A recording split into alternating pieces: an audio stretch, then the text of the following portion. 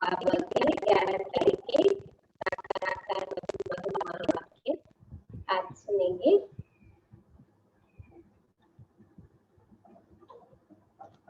मीठे बच्चे तुम अभी सच्चे सच्चे राजयोगी हो। मीठे बच्चे तुम अभी सच्चे सच्चे राजयोगी हो। तुम्हें राज ऋषि भी कहा जाता है। राजयोगी हो और तुम्हें राज ऋषि भी कहा जाता है। राज ऋषि माना ही पवित्र। ఋషి का अर्थ ही पवित्र होता है। బాబా అంటున్నారు, మధురమైన పిల్లలు మీరిప్పుడు సత్యాతి సత్యమైన రాజయోగులు, మీరే రాజ ఋషులు అని కూడా పిలువబడతారు. మీరే రాజ ఋషులు అని కూడా పిలువబడతారు. అంటే రాజ ఋషి అంటే ఏంటి? పవిత్రమైనటువంటి వారు. ఋషి అన్నటువంటి పదము పవిత్రతకి సంబంధించింది అన్నమాట. మీరు రాజ ఋషులు అంటే పవిత్రమైనటువంటి వారు. प्रश्न, तुम बच्चे मनुष्यों को माया रूपी रावण की दलदल से कब निकाल सकेंगे? పిల్లలైన మీరు మనుషులని మాయ రూపీ రావణాసుడి యొక్క ఊబి నుండి, దల్దల్ అంటే ఊబి నుండి ఎప్పుడు తొలగించగలరు? तुम बच्चे मनुष्यों को माया रूपी रावण की दलदल से कब निकाल सकेंगे? उत्तर, जब तुम खुद उस दलदल से निकले हुए होंगे। ऑब्वियसली हम ऊपर रहेंगे तभी तो किसी को अंदर से बाहर खींच सकते ना, निकाल सकते। तो बाबा कहते, जब तुम खुद उस दलदल से निकले हुए होंगे। दलदल से निकलने वालों की निशानी है, बाबा साइन भी बता रहे, दलदल से निकालने वालों की निशानी है, निकलने वालों की निशानी है इच्छा मात्रम अविद्या, यानी इच्छाओं की अविद्या। एक बाप के सिवाय और कुछ भी याद न आए। एक बाप के सिवाय और कुछ भी याद न आए. ఎప్పుడైతే మీరు స్వయంగా ఈ ఊబి నుండి బయటికి వచ్చి ఉంటారు అంటే, ఊబి నుండి బయట ఉన్నటువంటి వారి గుర్తులు ఏంటి? కోరికలంటే తెలియనటువంటి వారుగా ఉంటారు. అయితే ఒక్క బాబా తప్ప వేరే ఇంకేది కూడా గుర్తుకు రాదు వాళ్ళకి. अच्छा कपड़ा पहने, अच्छी चीज खाए, डैश डैश, यह लालच ना हो तुम पूरा ही वनवाह में. మంచి మంచి బట్టలు కట్టుకోవాలి, లేకపోతే మంచి మంచి వస్తువులు తినాలి, ఈ ఆసక్తి ఉండదన్నమాట. ఎందుకంటే ఇప్పుడు పూర్తిగా ఎక్కడున్నాం మనం? వనవాసంలో ఉన్నాము. तुम पूरा ही वनवाह में हो. इस शरीर को भी भूले हुए मेरा कुछ भी नहीं. कंप्लीट त्याग. इस शरीर को भी भूले हुए मेरा कुछ भी नहीं. ఈ శరీరాన్ని కూడా మర్చిపోయి అసలు నాదంటూ ఏది లేనే లేదు. मैं आत्मा हूँ, ऐसे आत्माभिमानी बच्चे ही रावण की दलदल से मनुष्यों को निकाल सकते हैं. ఏం ప్రాక్టీస్ చేస్తారంట? నేను ఆత్మను. ఇలా ఆత్మాభిమానులుగా ఉన్న పిల్లలే రావణాసుడి యొక్క ఊపి నుండి మనుషుల్ని బయటికి తీయగలరు. మన खुद को कोई इच्छाएं नहीं है, इच्छा मात्र अविद्या है. एक बात के सिवा और किसी को याद नहीं करता हो. अच्छा कपड़े पहने, अच्छी चीज खाए, ऐसी लालच ना हो. पूरा ही वनवाह में अपने को समझते, इस शरीर को भी भूल जाते हैं. मेरा कुछ भी नहीं, एक बात दूसरा न कोई. मैं आत्माभिमानी बन करके जो रहते वो बच्चे दूसरों को भी दलदल से निकाल सकते. आज का गीत है तू प्यार का सागर है. कितना अच्छा गीत है. तू प्यार का सागर है, तेरे एक बूंद के प्यासे हम. నువ్వు ప్రేమ సాగరుడివి, నీ ఒక్క నీటి బిందువు అన్నమాట. ఒక్క బిందువు గురించి మేము దాహంతో ఉన్నాము అని చెప్తారు. वो एक पंछी रहती ना, चातक पक्षी जो बोलते हैं, वो क्या करती है, इंतजार करते पूरी जिंदगी, स्वाति नक्षत्र के बूंद तक वो इंतजार करती। तो ऐसे ही बाबा के हम ज्ञान के पिपासी थे, अब बाबा आया है हम बच्चों को भरपूर गंगा बनाने के लिए। ओम शांति। कोई समय गीत जब बजाया जाता था तो बच्चों से गीत का अर्थ भी पूछते थे। ఈ రోజు పాట ఏంటి, నువ్వు ప్రేమ సాగరుడివి, నీ ఒక్క బిందు గురించి మేము ఆసక్తితో ఉన్నాము అని చెప్పేసి పాట అన్నమాట, అంటే వేచి ఉన్నాము. అయితే ఒక్కొక్కసారి బాబా ఏం చేసేవారంటే పాటని పెట్టి ఆ పాట అర్థం ఏంటి అని చెప్పేసి పిల్లల్ని అడిగేవారు. అబ్ బతాओ తుమ్ కబ్ సే రాహ్ భూలే హో, మరి బాబా అడుగుతున్నారు, చెప్పండి మీరు ఎప్పటి నుంచి దారి మర్చిపోయారు.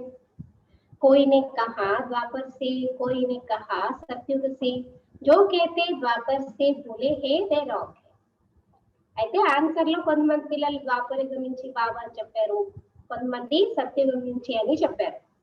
అయితే ఏది కరెక్ట్, ద్వాపర యుగం నుంచి అన్నది రాంగ్ అంటున్నారు బాబా. जो कहते हैं द्वापर से भूले है वे रॉन्ग है, सतयुग से राह भूले. సత్యుగం నుంచి, స్టార్టింగ్ నుంచి, సృష్టి స్టార్టింగ్ నుంచే మనం దారి తప్పిపోయాము, మర్చిపోయాము కదా, వస్తూనే మనం విస్మృతితోనే వచ్చాము. तो राह बताने वाला तो अभी तुमको मिला है, सत्युग में राह बताने वाले को नहीं जानते, वहाँ कोई बाप को जानते ही नहीं, गोया भूले हुए है, भूलना भी ड्रामा में मूड है. మరి బాబా ఏమంటున్నారు, సత్యుగంలో దారి చూపించే వాళ్ళ గురించే తెలుసుకోరు, అక్కడ ఎవరు తండ్రినే తెలుసుకోరు, అంటే పూర్తిగా మర్చిపోయారు. ఈ మర్చిపోవడం కూడా డ్రామాలో ఫిక్స్ అయిపోయింది అంటున్నారు బాబా. फिर अभी राह बताने आए हैं, कहते हैं ना प्रभु राह बताओ, हम सत्युग से लेकर बाप को भूले हैं. ఇంకా ఇప్పుడు వచ్చారు బాబా మనందరికీ కూడా దారిని చూపించడానికి. పాడుతూ ఉంటారు కదా, హే ప్రభు దారి చూపించండి. మరి మేము సత్యుగం నుంచి బాబాను మర్చిపోతూ వచ్చాము. బాబా ప్రశ్న పూछते हैं బుద్ధి చలానే के लिए. ఎందుకు క్వశ్చన్స్ అడుగుతారంటే బాబాకు తెలియదు ఏంటి ఆన్సర్. ఎప్పటి నుంచి దారి మర్చిపోయారు, సత్యుగం నుంచా ద్వాపర యుగం నుంచా అంటే బాబా ఎందుకు అడుగుతున్నారు అంటే పిల్లల యొక్క అటెన్షన్. ఇంకా పిల్లల బుద్ధి నడుస్తుంది కదా, ఆలోచిస్తారు కదా, ఏంటి ఎప్పటి నుంచి బుద్ధి నడుస్తుంది కాబట్టి బాబా ప్రశ్నలు అడుగుతారు. यह ज्ञान ही निराला है ना, ज्ञान का सागर बाप ही है, बाप सम्मुख समझाते हैं. ज्ञान का सागर, सुख का सागर मैं ही हूँ, तुम जानते हो बरोबर, पतित पावन भी एक ही बाप है. మరి ఇక్కడ బాబా ఎవరు, జ్ఞాన సాగర్. బాబా సముఖంగా అర్థం చేస్తున్నారు జ్ఞాన సాగరుడు, సుఖ సాగరుడు. అంటే మీకు తెలుసు పతిత పావనుడు కూడా ఒక బాబాని. यह तो भक्ति वाले भी मानते, पावन दुनिया है ही शांति धाम और सुख धाम. अब दुख धाम और सुख धाम आधा आधा है. భక్తి మార్గం వాళ్ళు కూడా పరమాత్మ పతిత పావనుడు అని ఒప్పుకుంటారు. మరి పావన ప్రపంచం అంటే పరంధామం ఒకటి, సుఖధామం స్వర్గం ఒకటి. ఇప్పుడైతే బాబా అంటున్నారు సుఖధామము దుఃఖధామము సగం సగం ఉంది. ये तो बच्चे अच्छी रीति जानते हैं, बाप प्यार का सागर है, तभी तो सब उनको फादर कहकर पुकारते. బాబా ఎవరు, ప్రేమ సాగర్. ఈరోజు పాట కూడా అదే ఉంది కదా, తూ ప్యార్ కా సాగర్. అందుకే అందరూ చాలా ప్రేమగా భక్తిలో ఓ తండ్రి అని చెప్పేసి పిలుస్తూ ఉంటారు. పరంతు వహ కౌన్ హే, कैसे आते हैं या भूल जाते. ఓ పరమాత్మ, ఓ గాడ్ ఫాదర్ పిలుస్తారు, కానీ ఆయన ఎవరు, ఎలా వస్తారు, ఈ విషయాలన్నీ మర్చిపోయారంటున్నారు. 5000 वर्ष की बात है, बरोबर इन लक्ष्मी इन देवी देवताओं का राज्य था, सत्युग में है सदगति, जब दुर्गति कैसे होती है कौन बताए. మరి ఇదంతా 5000 సంవత్సరాల విషయము. తప్పకుండా దేవదేవతల రాజ్యం ఉండేది. సత్యుగంలో సద్గతి, తర్వాత దుర్గతి ఎలా కలుగుతుంది, ఇవన్నీ మీకు ఎవరు చెప్తారు, बाप ही आकर समझाते हैं. द्वापर से तुम्हारी दुर्गति हुई है, तब तो बुलाते हैं. तुम समझते हो यह कोई नई बात नहीं है, बाप कल्प कल्प आते. अभी निराकार बाप ఆత్మకు समझाते हैं అంటే బాబా వచ్చి అర్థం చేస్తున్నారు ద్వాపర యుగం నుంచి మీ ప్రగతి కలుగుతూ వచ్చింది అందుకే మీరు బాబాని పిలుస్తూ వచ్చారు మీకు తెలుసు ఇదేం కొత్త విషయాలు కాదు బాబా కల్పకల్పము వస్తారు ఇప్పుడు నిరాకార తండ్రి ఆత్మలకి అర్థం చేస్తున్నారు कोई भी अपनी आत्मा को नहीं जानते ऐसे कभी कोई नहीं बताएंगे कि हमारी आत्मा में सारा पाठ भरा हुआ है అయితే బాబా ఏమంటారు ఎవరి ఆత్మ గురించి తెలుసుకోరు కదా నా ఆత్మలో ఇంత పాత్ర నిండి ఉంది నేను ఎన్ని జన్మల పాత్ర అభినయం చేస్తున్నాను ఇలా ఎవరు కూడా చెప్పరు ఎందుకంటే ఎవరికి కూడా తెలియదు कभी नहीं कहेंगे कि मैं अनेक बार यह बना हूँ पाठ बजाया है ड्रामा को वह जानते ही नहीं करके लाखों हजार वर्ष कहे फिर भी ड्रामा तो है ना ఎవరు కూడా నేను ఇదే పాత్ర ఎన్నోసార్లు అభినయం చేశాను మళ్ళీ ఎన్నోసార్లు అభినయం చేస్తాను ఈ విషయం ఎవరికి తెలియదు అంటున్నారు బాబా డ్రామాను తెలుసుకోను అయితే లక్షల వేల సంవత్సరాలు చెప్పొచ్చు డ్రామాని కానీ డ్రామా అయితే రిపీట్ అవుతుంది కదా यह तो कहेंगे ना यह ज्ञान बाप ही बच्चों को सम्मुख देते मुख से बात कर रहे हैं तुम जानते हो हमको शिव बाबा ने ब्रह्मा द्वारा अपना बनाए ब्राह्मण बनाया शिव बाबा का ये बच्चा भी है और कौन कौन है ब्रह्मा बाबा शिव बाबा का बच्चा भी है और कौन कौन है ब्रह्मा बाबा की शिव बाबा की रिलेशन ఏంటి బాబా కి పిల్లాడు కూడా ఇంకా ఇంకేమవుతారు బాబా పతి కూడా पति ना पत्नी ना पत्नी पत्नी तो परमेश्वर है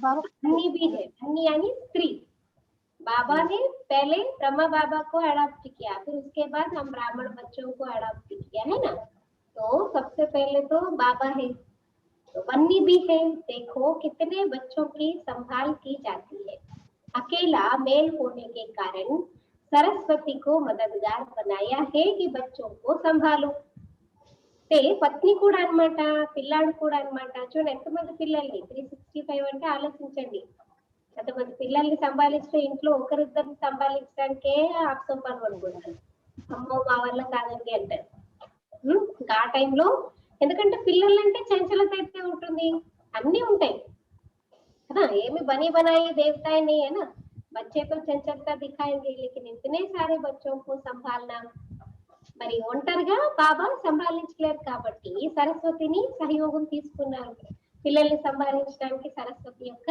సహయోగం తీసుకున్నారు ये बातें शास्त्रों में नहीं है ये है प्रैक्टिकल बाप ही राजयोग सिखाते हैं जिनको राजयोग सिखाया वह राजाए మరి విషయాలు శాస్త్రాలు లేవంటున్నారు బాబా ఇవన్నీ ప్రాక్టికల్ విషయాలు బాబానే రాజయోగం నేర్పించారు దాన్నే రాజ అంటే ఎవరికైతే రాజయోగం నేర్పించారో వారు రాజులుగా తయారయ్యారు 84 जन्मों में आए बाइबल कुरान वेद शास्त्र आदि पढ़ते तो बहुत है परंतु समझते कुछ भी नहीं బాబా ఏమంటున్నారు 84 జన్మల చక్రంలోకి అందరూ తిరుగుతూ వస్తూ ఉంటారు బైబిల్ ఖురాన్ వేదాలు శాస్త్రాలన్నీ చదువుతూ ఉంటారు చాలా మంది కానీ ఏం అర్థం చేసుకోరంటున్నారు वेद शास्त्र आदि पढ़ते तो बहुत है परंतु समझते कुछ भी नहीं है अभी तुम कोई तत्व योगी नहीं हो तुम्हारा तो बाप से योग है अर्थात बाप की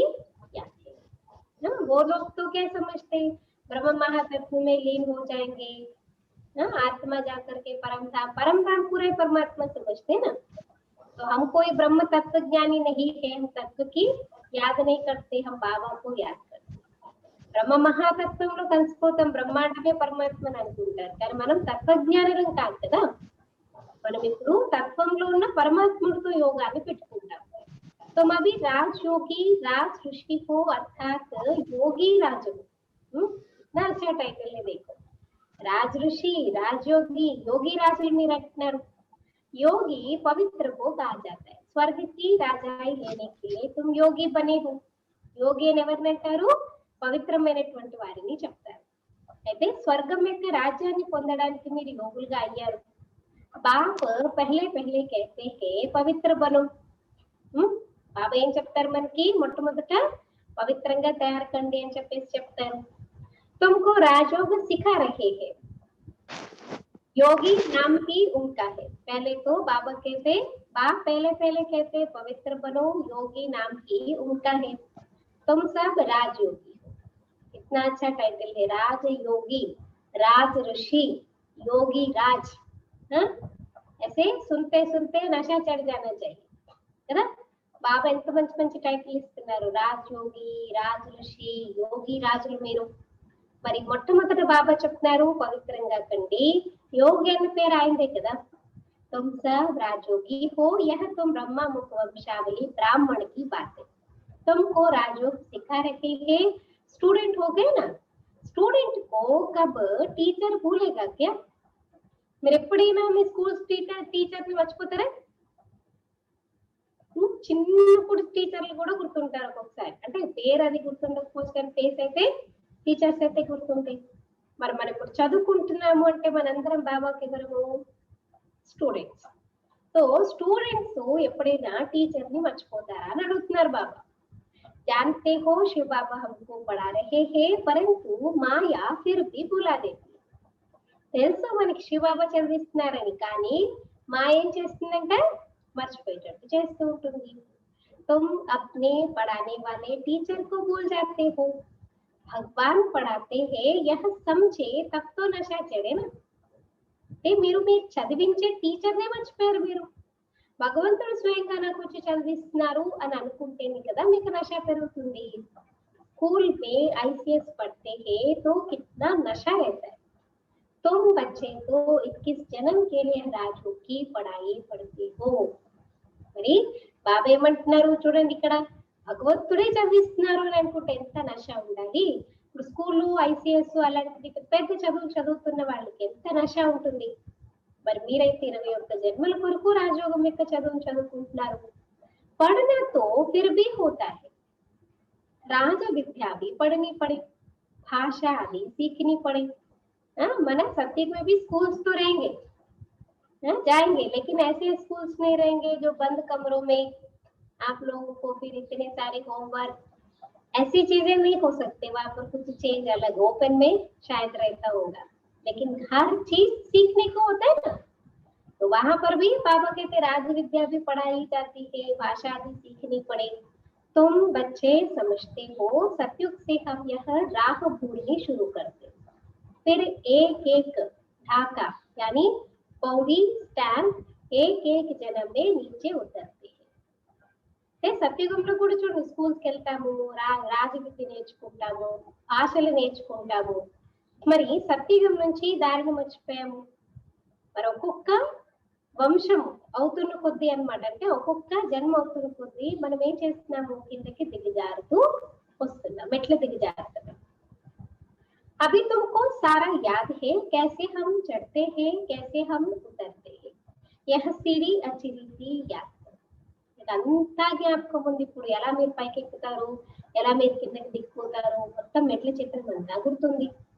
84 जन्म पूरे हुए, अब हमको जाना है तो खुशी होती है। यह बेहद का नाटक है, आत्मा कितनी छोटी है। 84 జన్మలు పూర్తయిపోయాయి, తిరిగి మనం ఇంటికి వెళ్ళాలి అంటే ఎంత సంతోషం కలుగుతుంది మీకు। ఇది అనంతమైన నాటకము। ఆత్మ కితనీ छोटी है, पाठ बजाते बजाते आत्मा थक जाती है, तब कहते हैं बाबा राह बताओ तो हम विश्राम पाए, सुख शांति पाए। ఆత్మ ఎంత చిన్న చూడండి, కానీ పాత్ర అభినయం చేస్తూ ఆత్మ అలసిపోయింది, అందుకే ఏం చెప్తుంది, బాబా మేము దారిని మర్చిపోయాము, మరి మేము ఇప్పుడు విశ్రాంతిని పొందాలనుకుంటున్నాము, సుఖము శాంతిని పొందాలనుకుంటున్నాము అని అడుగుతుంది। तुम सुखधाम में हो तो तुम्हारे लिए वहां सुख शांति भी है, वहां कोई हंगामा नहीं, आत्मा को शांति है, शांति के दो स्थान है। మీరు ఎప్పుడైతే పరంధామం సుఖధామంలో ఉండేవారంటే స్వర్గంలో ఉండేవారు, అక్కడ సుఖము శాంతి రెండు ఉంటాయి అంటున్నారు బాబా। ఏమి హంగామాలు ఉండవు, ఆత్మ శాంతిగా ఉంటుంది, శాంతిలో ఉంటుంది। శాంతి యొక్క స్థానాలు రెండు అంటున్నారు। कौन से स्थान में शांति है, ఎక్కడెక్కడ శాంతి ఉంటుంది, एक तो శాంతి ధాम, दूसरा సుఖధామం. కూడా శాంతిగా ఉంటుంది. పరంధామము, తర్వాత సుఖధామము, ముక్తి, केवलमुक्ति, गति, सती। तो दुखधाम में अशांति है, ये है पढ़ाई। तुम जानते हो हमको बाबा सुखधाम पया शांति धाम में ले जा रहे हैं। అంతే కదా, ఇప్పుడు బాబా ఏమంటారు దుఃఖధామంలో శాంతి. మీరు చదువుకుంటున్నారు, మీకు తెలుసు మనం మనల్ని బాబా సుఖధామానికి అంటే వయా శాంతి ధామం నుండి తీసుకెళ్తారు. पहले शांति धाम जाएंगे, वया शांति धाम, फिर सुख धाम जाएंगे। हम कलयुग से सतयुग में नहीं जा सकते, फिर बीच में हमको परम धाम जाना है। एक बार घर जाकर के रिफ्रेश होके फिर नीचे आएंगे। तुमको कहने की दरकार नहीं, यह पढ़ाई है। तुम जानते हो हमको बाबा सुखधाम वया शांति धाम में ले जा रहे हैं, तुमको कहने की दरकार ही नहीं। तुम जानते हो हम यहाँ पाठ बजाने आए हैं, फिर जा रहे हैं। తీసుకెళ్ళండి బాబా అని అడిగి అవసరమే లేదంటున్నారు బాబా. ఎందుకంటే మీరు వచ్చారు ఇక్కడ పాత్ర అభినయం చేయడానికి కదా, అయిపోయిన తర్వాత మళ్ళీ తిరిగి ఇంటికి వెళ్ళాల్సింది. यह खुशी है, शांति की खुशी नहीं है। पाठ बजाने में हमको मजा आता है, खुशी होती है। जानते हैं बाप को याद करने से विकर्म विनाश होगी। ఎంత సంతోషం ఉంటుంది మీకు, శాంతి యొక్క సంతోషం అనేది ఉండదు. పాత్ర అభినయం చేస్తూ మనకి మజా వస్తుంది, సంతోషం ఉంటుంది.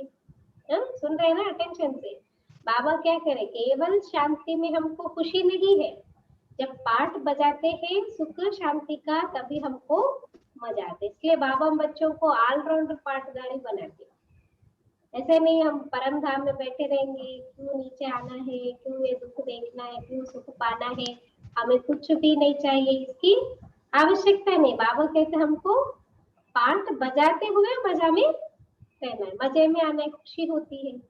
जानते हैं बाप को याद करने से विकर्म विनाश होंगे।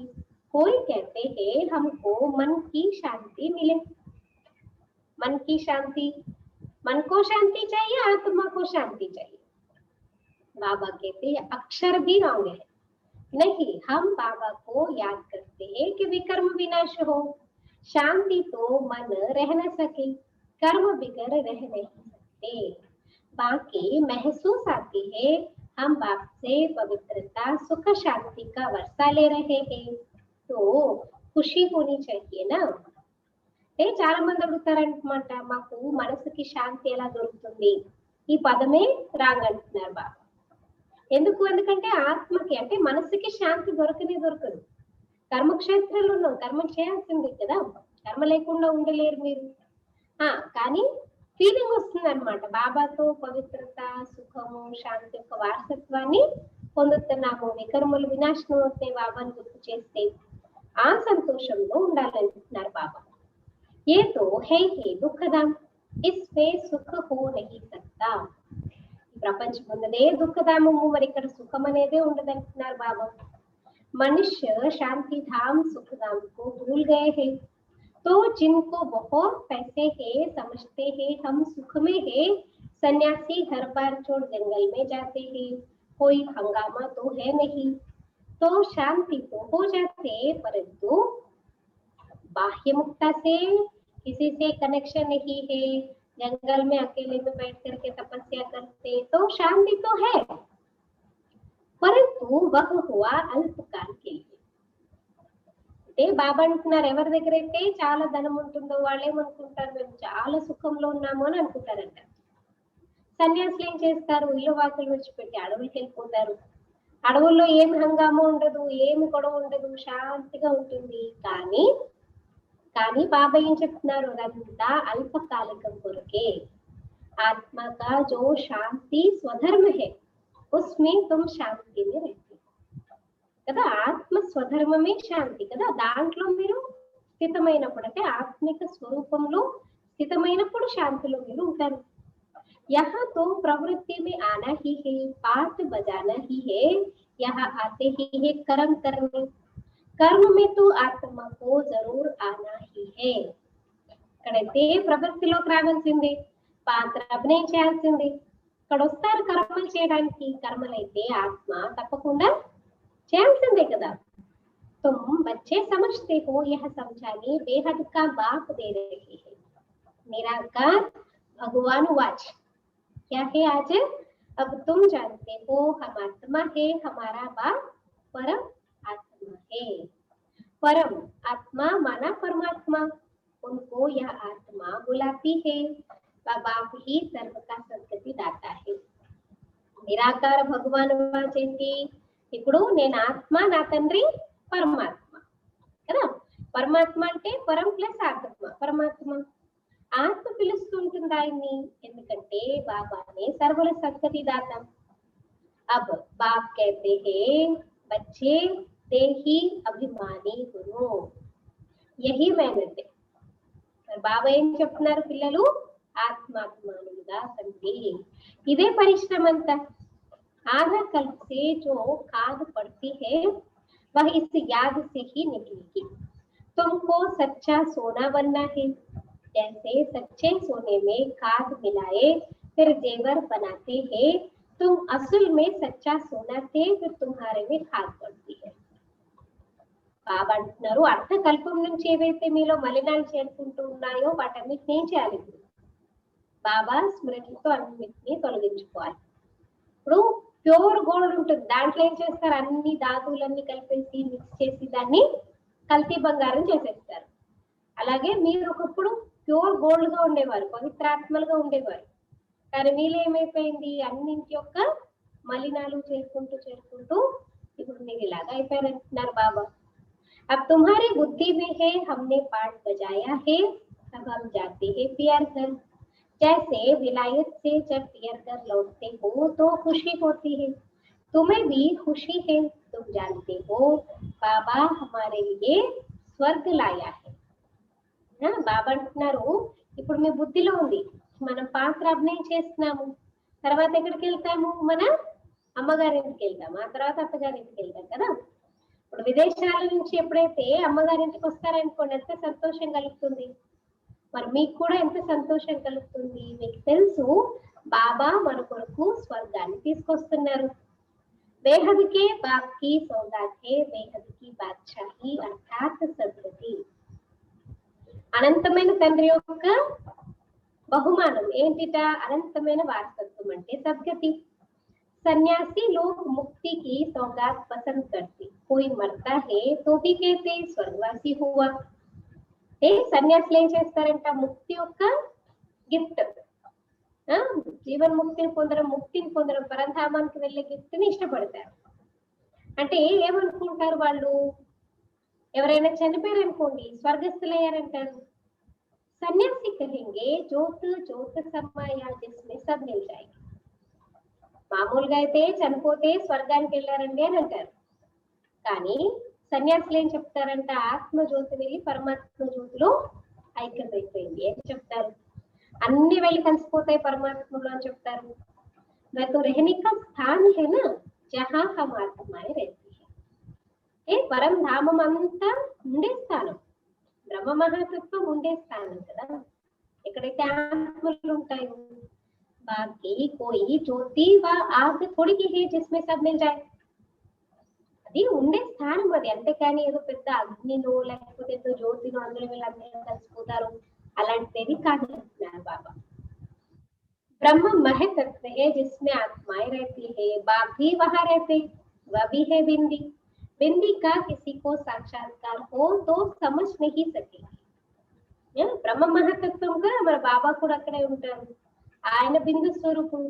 అయితే ఆ బిందు యొక్క సాక్షాత్కారము ఒకవేళ ఎవరికైనా అయ్యింది అనుకోండి, అయిన ఎవరికి అర్థం కాదు అంటున్నారు. बिंदी का किसी को साक्षात्कार हो तो समझ नहीं सकेंगे. बच्चे बहुत कहते हैं बाबा याद करने में दिक्कत होती है. మరి బిందువుని సాక్షాత్కారం చేసుకుని ఏం అర్థం కాదు. చాలా మంది పిల్లలు అంటారంట, బాబా మిమ్మల్ని గుర్తు చేయడానికి మాకు చాలా కష్టం కలుగుతుంది. ఎవరెవరికి కష్టం కలుగుతుంది? किस किस को याद करना मुश्किल लगता है, दिक्कत होती है याद करने में. ఎవరికైనా కష్టం ఉందా? బాబాను గుర్తు చేయడానికి కష్టం అనిపిస్తుందా? అస్సలు లేదు బాబా. అస్సలు లేదా? कई लोगों को लगता है कि बहुत दिक्कत है, చాలా మందికి అనిపిస్తుంది అన్నమాట బాబాని గుర్తించడం చాలా కష్టం. यानी बिंदु रूप को कैसे याद करें, బిందు గుర్తుంటది కదా, మర్చిపోతూ ఉంటాం కదా పదే పదే. సో बिंदु स्वरूपाన్ని ఎలా గుర్తు చేయాలి? आधा कल्प तो बड़े लिंग रूप को याद किया, वह भी बाप समझाते हैं बिंदी की तो पूजा हो न सकती. पर అర్ధకల్పం పెద్ద లింగాకారంలో బాబాని గుర్తు చేస్తూ వచ్చాము, అది కూడా బాబా అర్థం చేయించారు. బిందు అయితే పూజించలేం కదా, ఇంకా మందిర్ कैसे बनाएंगे, అలాగే బిందు యొక్క మందిరం ఏం కడతారు చెప్పండి, ఎలా కడతారు మీరు? बिंदी तो देखने में भी ना आए, इसलिए शिवलिंग बड़ा बनाते. बाकी आत्माओं के शालिग्राम तो बहुत छोटे छोटे बनाते हैं, अंडे मिसल बनाते हैं. బిందు అయితే చూడడానికి కూడా కంటికి కూడా కనిపించదంటున్నాడు కాబట్టి శివలింగం అంత పెద్దగా తయారు చేస్తారు. ఆత్మలో శాలిగ్రామాలు అయితే చిన్న చిన్నగా తయారు చేస్తారు, अंडाकारंలో తయారు చేస్తారు. कहेंगे पहले यह क्यों नहीं बताया, परमात्मा बिंदी मिसल है. बाप कहते हैं उस समय यह बताने का पाठ ही नहीं था. पहले ही अगर बिंदु स्वरूप बताएंगे तो समझ नहीं सकते थे ना, कंफ्यूजन बहुत ज्यादा रहते थे. इसलिए पहले क्या कहते थे, अंगुष्ठाकार कहते थे, फिर अंडाकार कहते थे, फिर अंगुष्ठाकार कहते थे, फिर बाद में बिंदु स्वरूप बताया. ఫస్ట్ పెద్ద స్వరూపం అంటే అండాకారం అని చెప్పారు. ఆత్మ ఎలా ఉంటుందంటే అండాకారం మొదటి షేప్, గుట్టు అంటే కొంచెం పెద్దగా ఉంటుంది, ఐడెంటిఫై చేయగలరు. ఆ తర్వాత అంగుష్టాకారం, బొటన్ వేలంతా అలాగని చెప్తారు. ఆ తర్వాత బిందు స్వరూపం అని చెప్పారు. అయితే చాలా మంది అడుగుతారంట, ముందే ఎందుకు చెప్పలేదు బాబా అంటున్నారు, ఆ సమయంలో చెప్పే పాత్రనే లేదు. अरे तुम ICS शुरू से क्यों नहीं पढ़ते हो, पढ़ाई के भी कायदे है ना. ఫస్ట్ సెకండ్ ఫస్ట్ ఏంటి, LKG UKG first second third, ఆ తర్వాత కదా ఒక్కొక్క టైం తర్వాత అప్పుడు ఐసీఎస్ చదువు. ఫస్ట్ ఐసీఎస్ ఎందుకు చదువు మీరంటే అర్థం లేదు. అలాగే ఎందుకు అలా ఎందుకు చెప్పలేదంటే ఒక్కొక్కటి అన్నమాట. మనం కూడా గ్రేడ్ పాస్ అవుతూ ఆ స్టేజ్కి చేరుకుంటే అప్పుడు మెచ్యూరిటీ వస్తే అప్పుడు బాబా చెప్తారు. అంటే చదువుకి కూడా నియమాలు ఉంటాయి కదా. कोई ऐसी मत पूछे तो तुम कह सकते हो अच्छा बाबा से पूछते हैं, वह हमारे से बड़ी टीचर है उनसे लिखकर पूछते हैं. వాళ్ళెవరైనా ఇలా ఉల్టా పుల్టా ప్రశ్నలు అడిగారు అనుకోండి, ముందే ఎందుకు చెప్పలేదు, అప్పుడే ఎందుకు చెప్పలేదు చెప్పండి. సరే మరి మేము మా బాబాని అడుగుతాము, లేకపోతే మా పెద్ద టీచర్ని అడిగి మీకు చెప్తాము అని చెప్పండి. बाबा को बताना होगा तो बताएंगे, तो कहेंगे आगे चल समझ. बाबा को कहना होगा तो बताएंगे, तो कहेंगे आगे चल समझ लेंगे. एक ही टाइम तो नहीं सुनेंगे ना.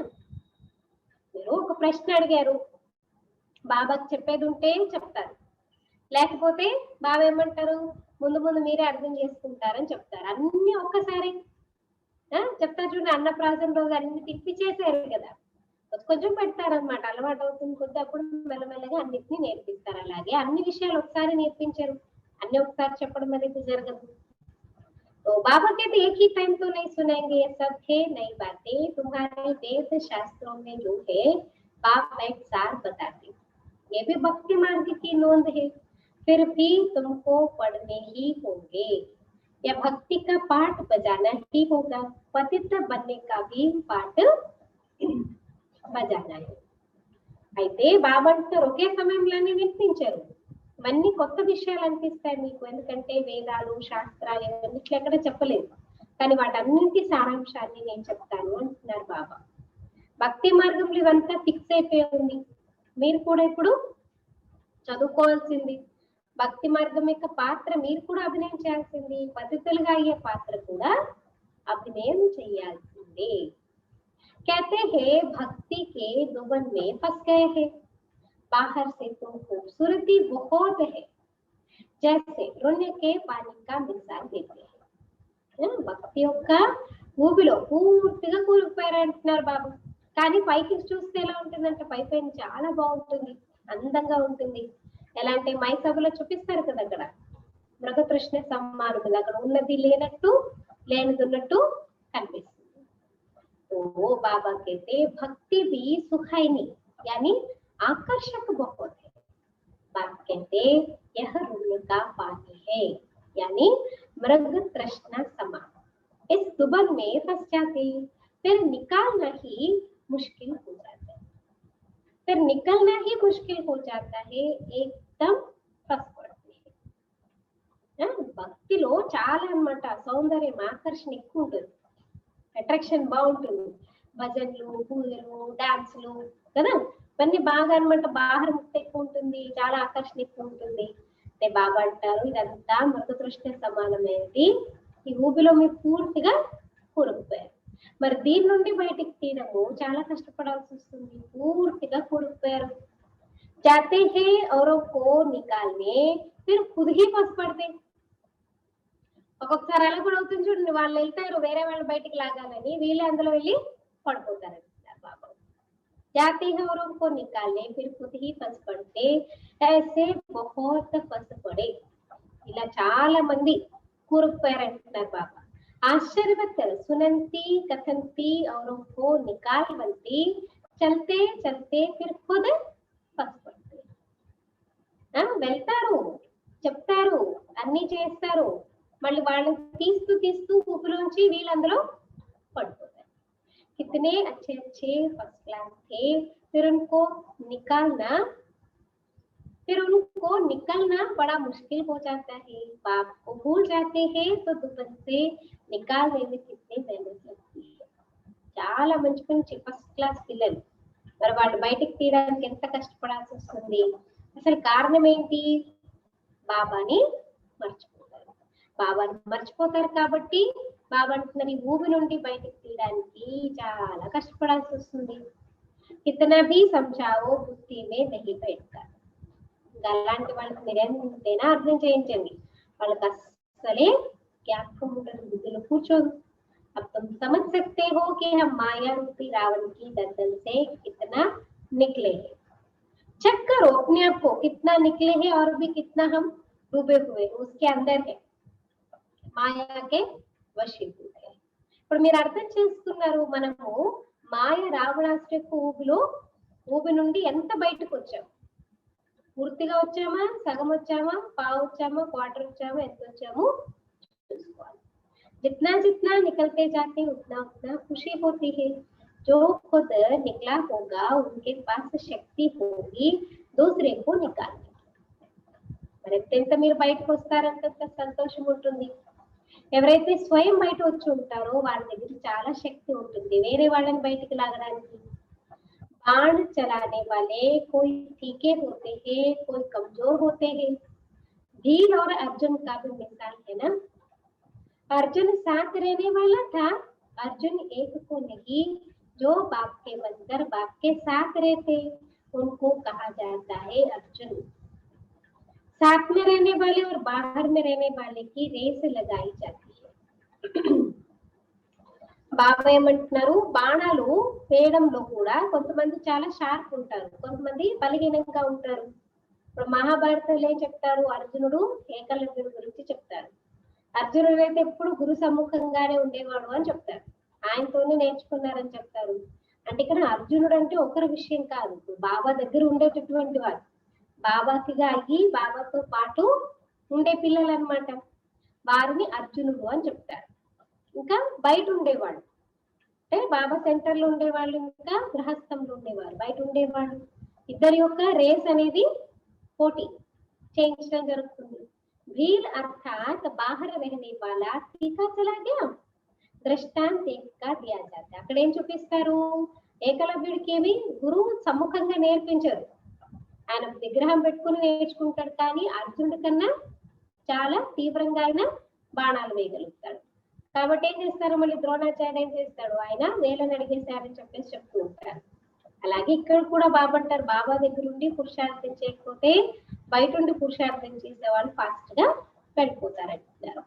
అంటే ఎగ్జాంపుల్ ఒకరికి చెప్తారు కానీ ఒకరి యొక్క విషయం కాదు. ఇక్కడ బాతుతో బహుతో की है तीर भी यह जानता है हर एक अपने को समझ सकते हैं हम कितना बाप को याद करते हैं और कोई की याद तो नहीं आती है।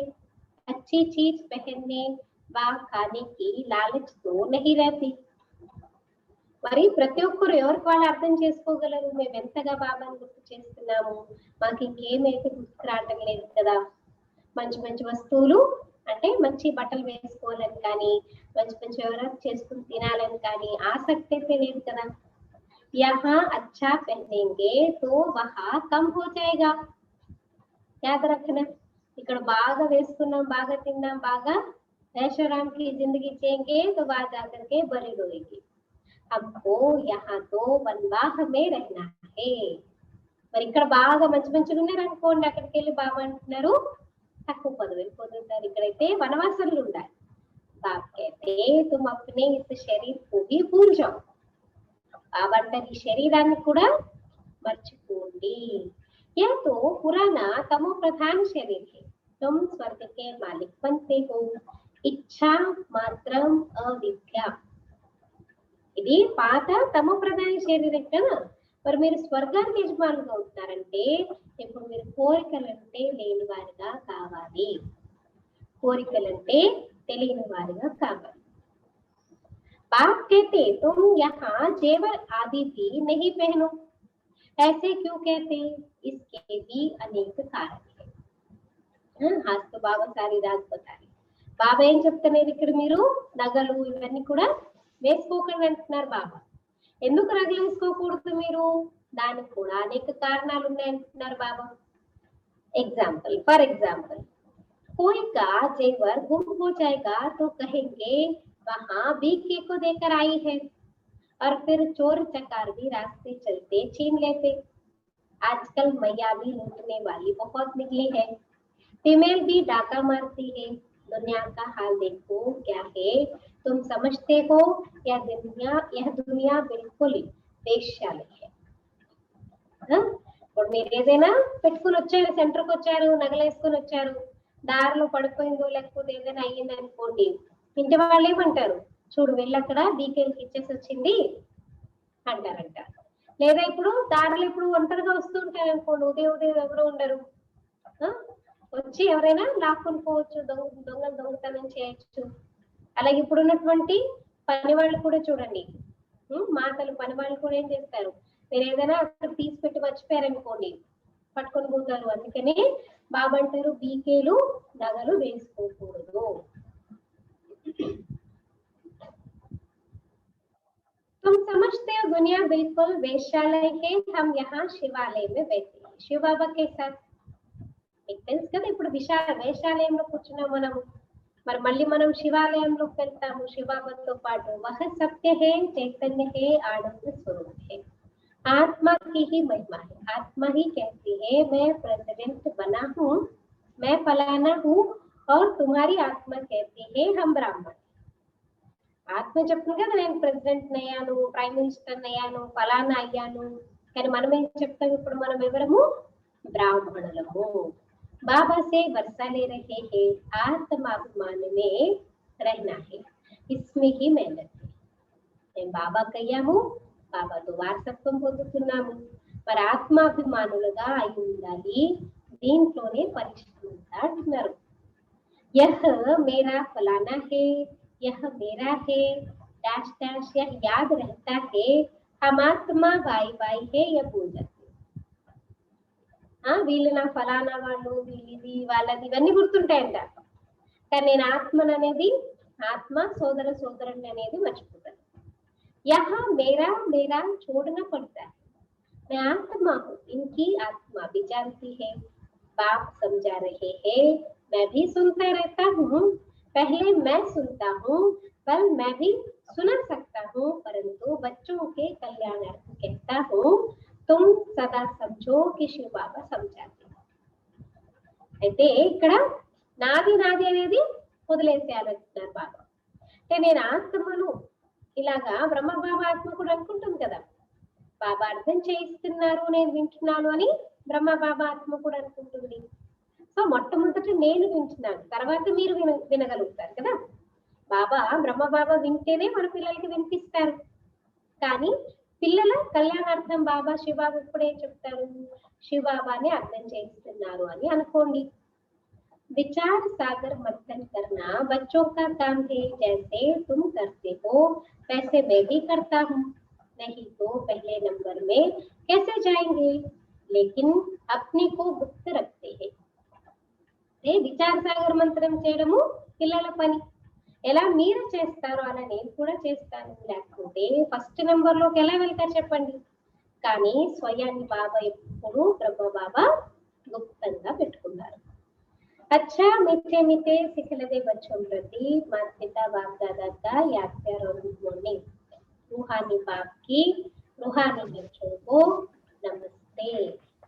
हम रूहानी बच्चों की रूहानी माता पिता बाप दादा को याद प्यार गुड मॉर्निंग और नमस्ते. ओम शांति. धारणा के लिए मुख्य सार सुनेंगे.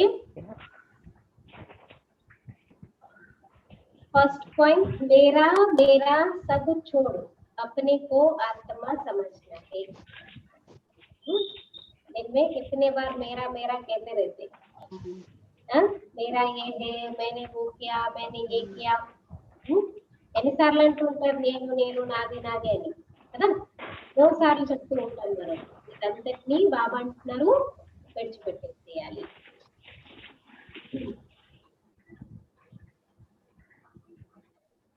मेरा मेरा सब छोड़ अपने को आत्मा समझना है, ఆత్మాభిమాని रहने की मेहनत करनी. నాది నాది అనేదంతా విడిచిపెట్టేసేయాలి, ఆత్మాభిమానులుగా ఉండేందుకు परिश्रम చేయాలి. जितना सहज समझते, इजी सिंपल समझते, उतना सिंपल नहीं है स्वयं को आत्मा समझने, क्योंकि बड़ी चीज तो फिर भी याद रहता है, सूक्ष्म चीज तो बार बार हम भूल जाते. इसलिए बाबा कहते मेरा मेरा सब छोड़ अपने को आत्मा समझना है, आत्माभिमानी रहने की मेहनत करनी है. यहाँ बिल्कुल वनवाह में रहना है. ఇక్కడ ఎలా ఉండాలంటే పూర్తిగా వనవాసులు. బాబాने कहा ना कोई जेवर आदि नहीं पहनना है, ऊंची कपड़े नहीं पहनना है, क्योंकि अभिमान आ जाता है ना. इसलिए यहाँ बिल्कुल वनवाह में रहना है, कोई भी पहनने खाने की इच्छा से इच्छा मात्रम अविद्या बनना है. ఇక్కడ పూర్తిగా వనవాసంలో ఉండాలి. ఏది కూడా ఇది వేసుకోవాలి లేకపోతే ఇది తినాలి అనే కోరికలు అంటేనే తెలియని వారిగా కావాలి. दूसरा, पाठ बजाते हुए कर्म करते अपने शांति स्वधर्म में स्थित रहना है. పాత్రని అభినయం చేస్తూ కర్మల్ని చేస్తూ కూడా మీ శాంతి స్వధర్మంలో స్థితిలో ఉండాలి. నేను ఆత్మ శాంత స్వరూపాన్ని అనే దాంట్లో స్థితమై ఉండాలి. శాంతి ధామ్ और सुख धाम को याद करना है.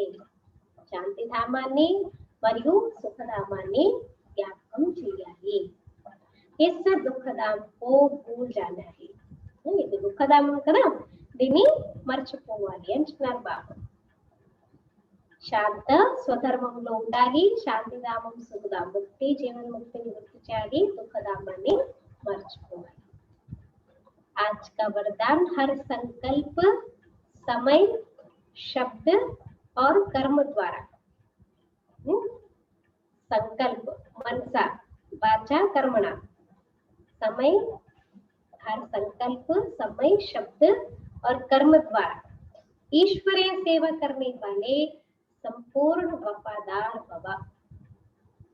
ఈ ప్రతి సంకల్పాలు సమయము మాటలు, శబ్దాలంటే మాటలు మరియు కర్మల ద్వారా ఈశ్వరీయ సేవని చేసే సంపూర్ణ నిజాయితీ పరులుగా కండి. संपूर्ण वफादार उन्हें कहा जाता है जो हर वस्तु की पूरी पूरी संभाल करते हैं. సంపూర్తిగా సంపూర్ణమైనటువంటి నిజాయితీ పరులను ఎవరినంటారు? ఎవరైతే ప్రతి వస్తువు యొక్క పూర్తి సంభాలనని చేస్తారు. कोई भी चीज व्यर्थ नहीं जाने देते.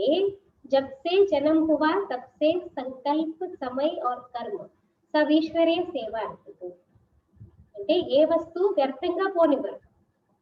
అంటే ఎప్పటి నుంచి అయితే మీరు జన్మ తీసుకున్నారో అప్పటి నుంచి సంకల్పాలు సమయము కర్మ అన్ని ఈశ్వరీయ సేవార్థము ఉపయోగిస్తారు. यदि ईश्वरीय सेवा के बजाय कहा भी संकल्प का समय जाता है, व्यर्थ बोल निकलते हैं या तन द्वारा व्यर्थ कार्य होता है, तो उनको संपूर्ण वफादार नहीं कहेंगे. బాబా ఏం చెప్తున్నారు, ఒకవేళ ఈశ్వరీయ సేవ తప్ప ఈశ్వరీయ సేవను తప్పించి ఎక్కడైనా మీ సంకల్పాలు సమయం వ్యర్థంగా పోతుంది, వ్యర్థమైన మాటలు మాట్లాడుతున్నారు, తను ద్వారా వ్యర్థ కార్యం జరుగుతుంది అంటే వాళ్ళని సంపూర్ణ నిజాయితీ పరులు అని చెప్పలేరు. ऐसे नहीं कि एक सेकंड व एक पैसा व्यर्थ गया तो क्या बड़ी बात है, चलो ఒక్క సెకండే కదా, ఒక్క పైసానే కదా వ్యర్థంగా పోయింది, ఏం పెద్ద విషయం లేదులే.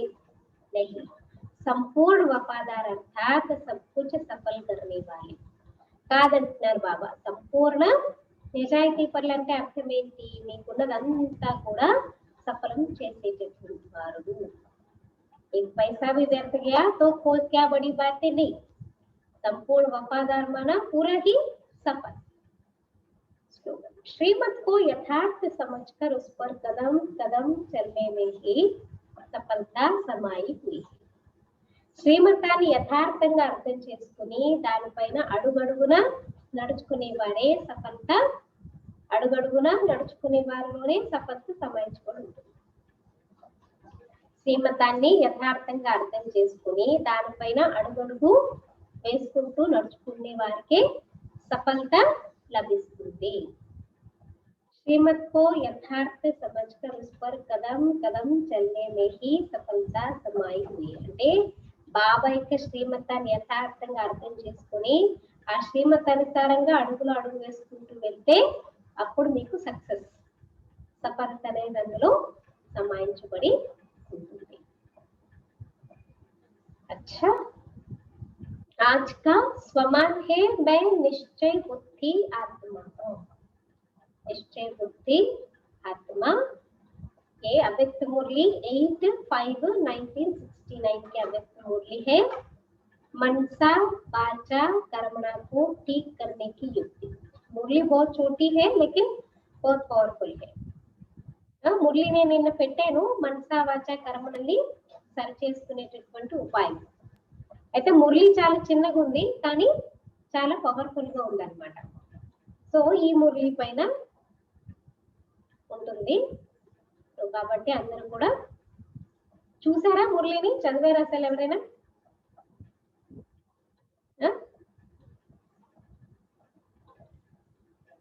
तो आज और कल 2 दिन हम इसके ऊपर हम అభ్యాస మనసా వాచ కర్మణాన్ని ఎలాగా మనం సరి చేసుకోవాలి దాని గురించి మురళి ఉంటుంది కదా, దానిపైన ఈ రోజు రేపు ప్రాక్టీస్ చేద్దాం. मम्मा के धारणाओं की अव्यक्त इशारे सुनेंगे.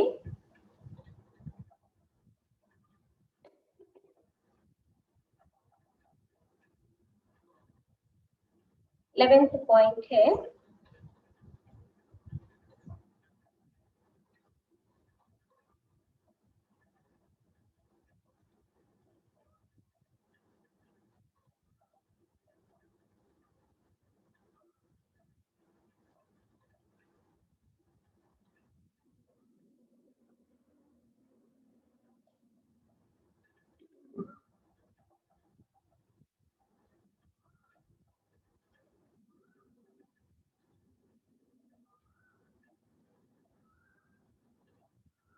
इलेवेंथ पॉइंट मातेश्वरी जगदम्बा सरस्वती तपस्वी जीवन के देह भान से परे होना है तो रूहानी एक्सरसाइज कर्म करते भी अपनी ड्यूटी बजाते हुए भी 1 सेकंड में अभ्यास कर सकते हैं.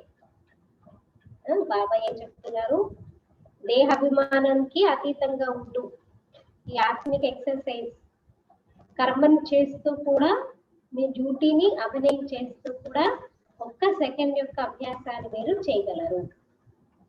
यह एक नेचुरल अभ्यास हो जाए, अभी अभी निराकारी, अभी अभी फरिश्ता. यह मन की ड्रिल जितना बार करेंगे उतना ही सहज योगी, सरल योगी बनेंगे. నేచురల్ అభ్యాసం అయిపోవడం నిన్న చెప్పారు ఇది. ఈ రోజు 11th కదా, నిన్న చెప్పలేదు. నిన్న 10th పాయింట్ చెప్పాను, ఈ రోజు 11th. ఇప్పుడిప్పుడు నిరాకారి, ఇప్పుడిప్పుడే పరిష్ట. ఇది మనసు యొక్క డ్రిల్లు. ఎన్నిసార్లు మీరు చేస్తూ ఉంటారో అంత సహజ యోగులుగా, సరళ యోగులుగా తయారవుతారు. డేట్ వైజ్ చదువుతున్నాం కదా, నిన్న అవ్వలేదు, నిన్న 10th పాయింట్ చదివాం. मातेश्वरी जी के जीवन की मुख्य धारणाएं ज्ञान चंद्रमा माँ के समान शीतल योगी बनना है। मम्मा कैसी थी? शीतला देवी थी. ज्ञान चंद्रुడి మాదిరిగా మా సమానం, మమ్మ సమానము शीतल योगुలుగా కావాలి. शीतलता की शक्ति से क्रोध करने वाली आत्मा भी शीतल बन जाए. कभी क्रोध अग्नि में जलना नहीं है. మమ్మ ఎంత శీతలాదేవిగా ఉండేవారు. మరి అలాగే శీతలత యొక్క శక్తితో కోపం చేసే ఆత్మల్ని కూడా శీతలంగా తయారు చేయాలి. ముందు ఎవరైనా కోపం చేసే వాళ్ళు వచ్చినా వాళ్ళు ఏం చేయాలి? శీతలంగా చేయాలి. ఎప్పుడు కూడా మీరు మళ్ళీ క్రోధ అగ్నిలో కాలిపోకూడదు. सामने से कोई क्रोध करते आए हैं तो उनको भी शीतल बना देना. ऐसा नहीं कि आप फिर क्रोध में आ जाओ, ऐसा नहीं करना है. अच्छा, ओम शांति.